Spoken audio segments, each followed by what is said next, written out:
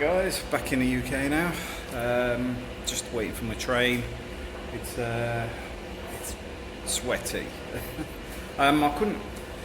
Got to admit,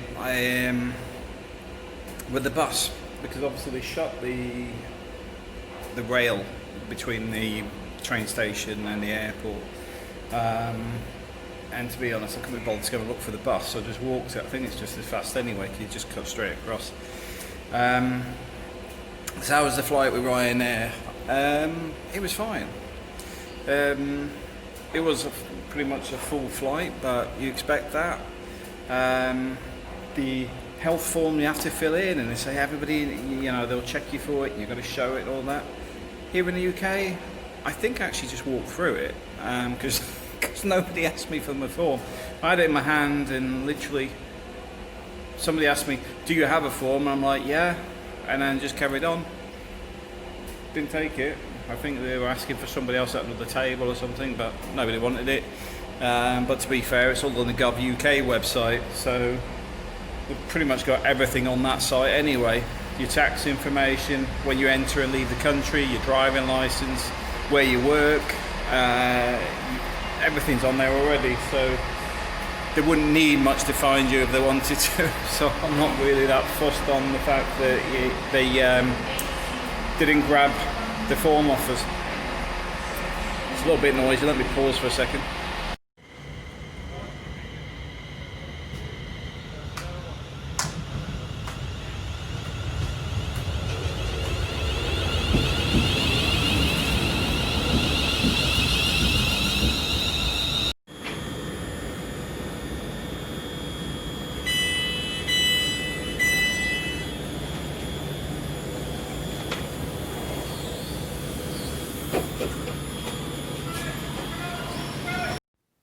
Alright guys, back in the UK, back to work. So what's my thoughts on this Spanish lockdown with the COVID?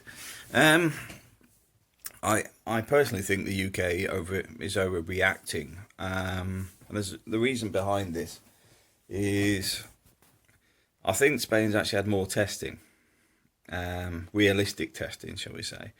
Now, the problem I get is information's constantly obscure. So, for example, you go, oh, we did 200,000 tests today. Right. How many of them are medical staff that are retested regularly? Because that sort of really skews the figures, because it's not 200,000 people or whatever. It may be the same 200,000 on a regular basis. All this information isn't really there. So, the only figures I believe and follow are, and even these aren't accurate, because obviously the UK was hiding care homes, nurse home deaths, people that die in their own homes, and originally just working off hospital figures. So it's hospitalised cases and the mortality rate in the hospitals. And that's about it. Now, don't get me wrong, I'm sure coroners are signing off things as COVID and it's natural causes, and they'll go, oh, well, if they had COVID, yes, but they're already 96 as well. All those sort of things get all very obscure. But in reality, if you just went mortality and hospitalised cases, Spain is way down compared to the UK. I think they've actually had more testing. And from figures I've been reading, we're looking at sort of out of the people they've tested, 54% of the people they tested have had COVID and no symptoms. They're out of the ones that have confirmed cases. So the point is, a lot of those people haven't even realised they've had COVID, for example. So it makes the figures even more obscure, because what you get in the UK is, if you think you have COVID, please go to a testing station. Please phone NHS, whatever. Where I think it's more of a blanket in Spain, where they're actually going, let's test everybody or whatever. So the figures are different. And the outcomes are different. And if it's increased testing, which I've been told it is, no wonder you're finding more cases. In the UK, I haven't been tested. So now I think I had it in November. And I'm pretty comfortable that I'm okay with it. So, but even there's been a couple of people have tests at work. They've had a test that actually told them they haven't got it, but didn't tell them if they've had it, which I find a bit weird because I think they should batch the two together. Because there's a lot of panic around this stuff. People are, oh, I'm gonna die. And I see a lot of people like it, and I'm just like, you get in the car every day. The flu kills a lot of people every year. I used to make, not just me, but I work for firms that built them, temporary morgues in the winter for the flu. Those figures don't even hit the newspapers. Yeah, here we are. We have a daily count as if we were at a sports event. So my personal view is, I think the UK is overreacting. I think a lot of this is more to do with politics than reality. My time in Spain, to be perfectly blunt, they're way above the day-to-day caution side compared to the UK. You go out, you have to wear a mask. You go to the supermarket, you've got to wear a mask, but our local supermarket also has thermal cameras with a monitor that's actually telling you your temperature as you're walking in. There's hand sanitizer at every store entrance. People will shout at you if you don't use the hand sanitizer in the store. So I would say they're a lot more strict. And on top of that, I've seen the police enforcing it. There's near the boardwalk. We've got this little tower in La Mata. There's a couple of old ladies, not old ladies, ladies of a more experienced level. They were walking with no masks, and the police car stopped and it's like, "Where's your mask?" Blah blah blah, and made them put them on. They are very proactive in making sure people are behaving. Now, the areas they've had these spikes in, I think Barcelona were talking about spikes in nightclubs or whatever. Those sort of things, okay, I expect, but is it a true spike? I don't know, because we have such distorted information. It's difficult to tell, but along the coast, I find, because you've got the population that is of a more experienced level and age, they're a lot more cautious, because a lot of the Brits I know are worried about COVID because they're on the later sides of the 60s. So they are worried about this sort of stuff. Myself, not first, but I am cautious around being around other people that may be at risk.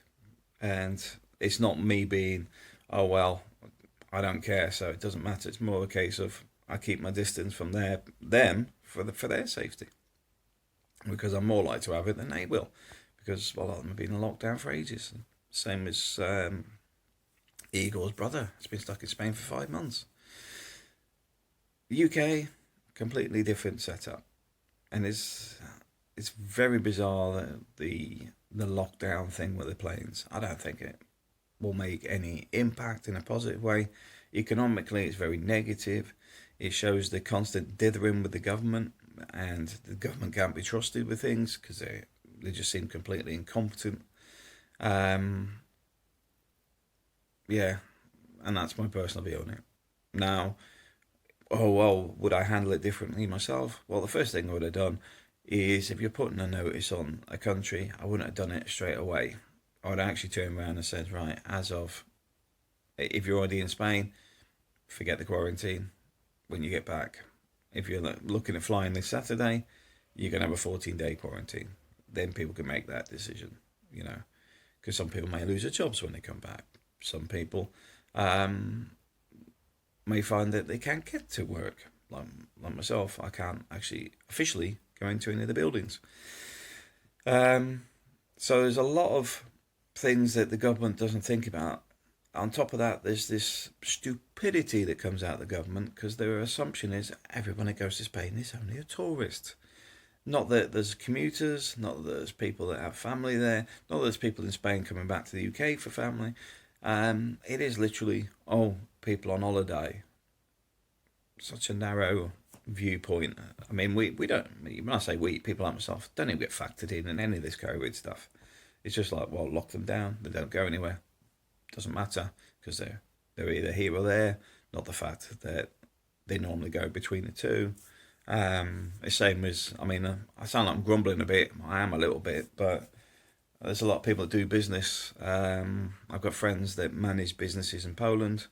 I've got friends that go to the Netherlands as well, all getting the same problems because nobody's even thinking about these sort of reasons why you may have to go there 2 days a week or whatever. But it's all very peculiar. Spain, I think, is actually better on this. I think they got hit hard early. They got a lot of negative press because of that. While at the same time, if I push it the other way with the amount of abusive stuff they had from the tabloids, I would turn around and say, well, while Spain was trying to keep its population alive, the UK was sending notes around care homes and nursing homes saying, do not resuscitate. I'll leave that at that one. Yeah, and not an happy bunny, but at the same time, I do understand a lot of people are worried about it, but I don't think the government's helping. I think they're making more people scared of things than it should be. There should be a guiding light. They should be positive. They should be looking at what proper exit strategies, not changing as the weather changes, because that's not governance. That's not leadership. That is poor and inadequate, not fit for purpose. God knows what the Brexit will be like. Yes, as you can see, I can still laugh. You have to. I don't take any stuff personally. I've got to admit that I don't get frustrated with this stuff anymore. I often see the state of British politics as an episode of Doctor Who. I'm just waiting for some of these buffoons to take off their suits like they bloody do in Doctor Who, and there's some weird alien in there.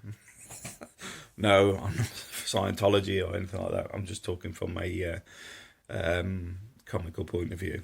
Anyway, thanks for watching.